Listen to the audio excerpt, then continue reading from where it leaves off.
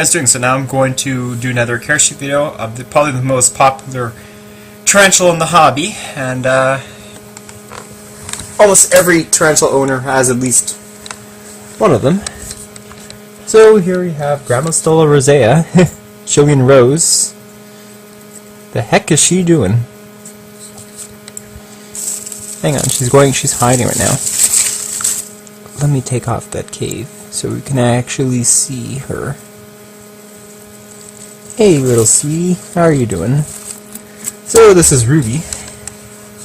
Believe it or not, she's my oldest tarantula. This is a 16-year-old adult female Grammostola rosea. Why? Because I had her for at least 10 years and I bought her roughly this size. So she's about 18. She's really, really old and quite lively too. So she was in the primo for the longest time, 5 years. So this goes to show how slow growing the Grammostola species are, especially Rosea. Our striata seems to be the fastest. You can get about an adult female for about 4 to 5 years. This one takes at least 6 to 8 to get a mature specimen. So her name is Ruby, and I have Talia, which is the next one right here. I'm sure she needs no introduction. She's my Psycho Rosea. I mean, if you saw her butting the heck out of the paintbrush and butting her enclosure, safe to say that she's a meanie. She, on the other hand, is much more tolerable, but she still goes once in a while in the threat posture. So these are Chilean roses. They come from Chile. One of the most inexpensive tarantulas you can actually buy, and most readily available in pet stores like Petco or Nature Pet Center, and some other pet stores like that. So these, you can get adults between $25 and $30. We get them here about $30 Canadian, plus 15% sales tax, which kind of blows. Yeah, so basically, these are very good beginner tarantulas. There's nothing really you need to maintain it, so all you do is feed it crickets once a week. Always give it a water dish, which is under there. A little place there to hide, like I have a skull here and I have a little cave there. She likes to go in both places. Yeah, so pretty simple setup. Potting soil, I recommend inorganic potting soil, and for the species that need a lot of humidity, I would put in some vermiculite in there. Vermiculite is the plant additive that you see in my phonopalmal calcodes tank. That's vermiculite. so these tarantulas are medium sized tarantulas. They attain about 5 to 5.5 inch leg span. So you're looking at an adult female Chilean rose, at least both of them. This one's kind of a little smaller. I would say this one's about 4 inches. This one's 5.5. You can pretty much, that's the adult size you can get. There's pretty nifty color forms on the Grammostola rosea. There's the brown morph, which all of the tarantulas all brown.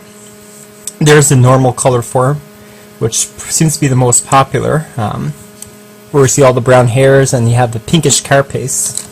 She it's kind of a brownish color, but it's slightly pink.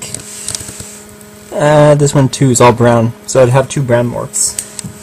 And you have the ultra rare form, it's kind of a bit more pricey, the Grammostola RCF, which is the red color form. It's actually really, really beautiful. The rose hair is completely jet red. Well, it's like brown with the reddish hairs. It's really awesome. Must get one day and to add to my collection. So, temperament of these guys, well, some owners say that, and some websites tell you that these are really docile teas. But if you want someone who kept teas for about 14 years, I'd say they are unpredictable. As you can see, I have some specimens can be really nice, like you can handle it no problem. And you have the vicious ones. And this one here is the one that's really, really nasty. I have videos of it biting my trusty paintbrush, and I have same one biting its enclosure with its fangs. That's really, really crazy.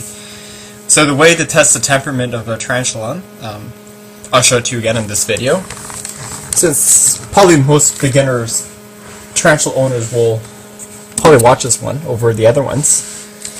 So the way to test the tarantula's temperament is take a little soft paintbrush. So use the soft end of the paintbrush and just prod the abdomen, like so.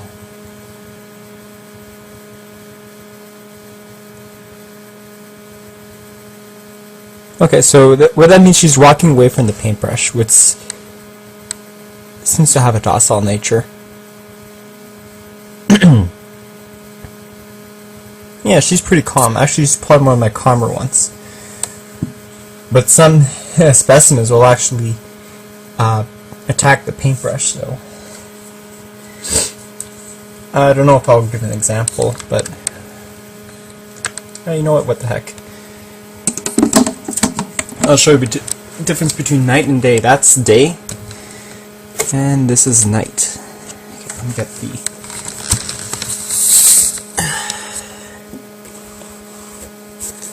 let me get the tarantula cage to open up. Okay, as ordinary you do is you touch the paintbrush with the tarantula.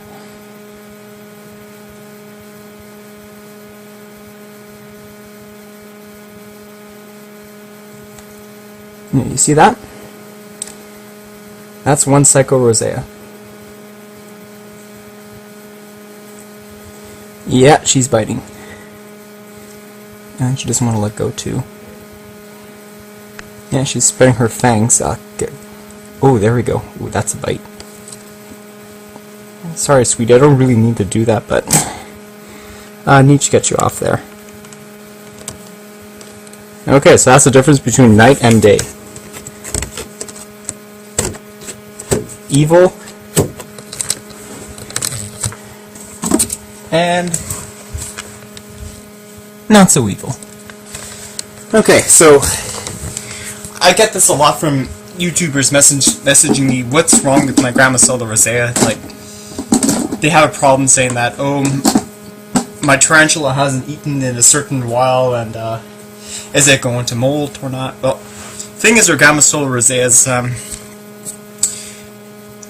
they're fussy eaters, and they can fast. So you can have one rosea that may not eat for several weeks to months.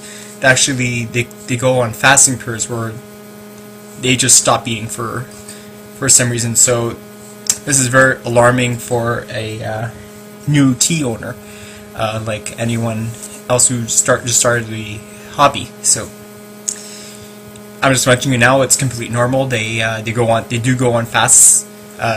They're very choosy when they eat. Sometimes they'll eat right away. Sometimes they'll say, "Oh, okay, here's a cricket, so go away and see what happens." And then all of a sudden they'll attack. And sometimes they'll say, "Oh, I'm just not hungry. Just not interested in food."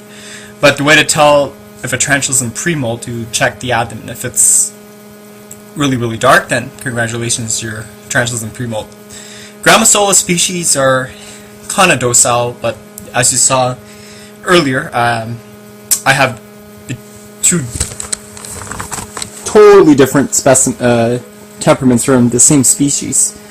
Urticating hairs, yeah, they do have urticating hairs. Do they flick them?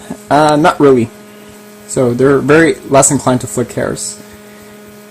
So, I think that's about covered it. So, hope you enjoy this video, and tomorrow I'm going to do the Caresheet video on the Megaphobema robustum, the Colombian giant redleg. So, stay tuned for that.